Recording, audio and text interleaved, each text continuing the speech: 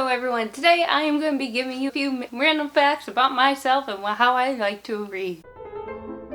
I am the slowest reader there will ever be. I can only read about 20 pages an hour. And that's if I'm taking my time. If I am speed reading, I can get about 50. But then I'm not enjoying the book. If I really like the book, I will read it at normal pace, which is 20 pages.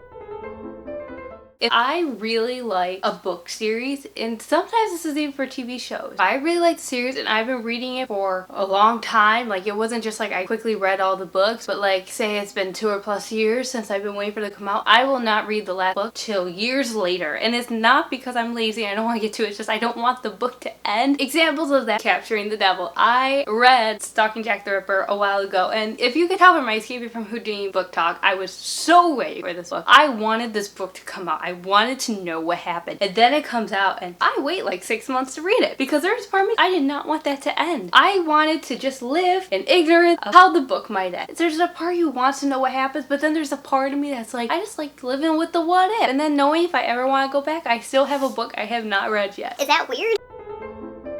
The longer a book sits on my shelf, the less likely I am to read. But I've noticed that once a book hits the 1-year mark on my shelf, I will not read it.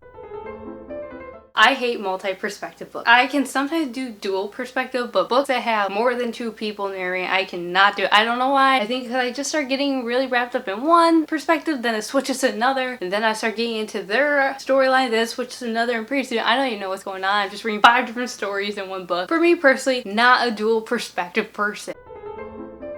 I used to hate writing in my books. I used to be very particular about how I liked my books. I didn't like bend pages. I didn't like the covers ruined. Now I'm just highlighting and writing in the book and making notes. Don't get me wrong, I still like my books to look nice on the outside, but in the inside I'm just like tearing them up. a lot of my books I actually do not buy at full price. I actually get a lot of my books from discounted bookstores in the libraries reselling. So there's a tip: if you're ever looking for how to buy books cheap, check your local library out or try to find a secondhand bookstore, which sometimes they're hard to find. If you really look, you can find one, I promise you.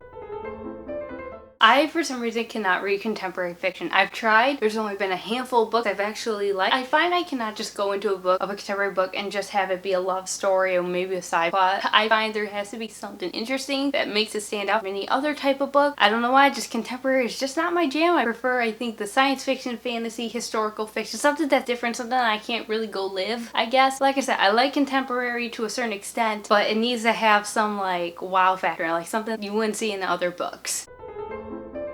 The first young adult book I read was by Cassandra Clare, and it was solely because my friend told me I should read it, and I did, and that's kind of what started all this that's going on in the background here.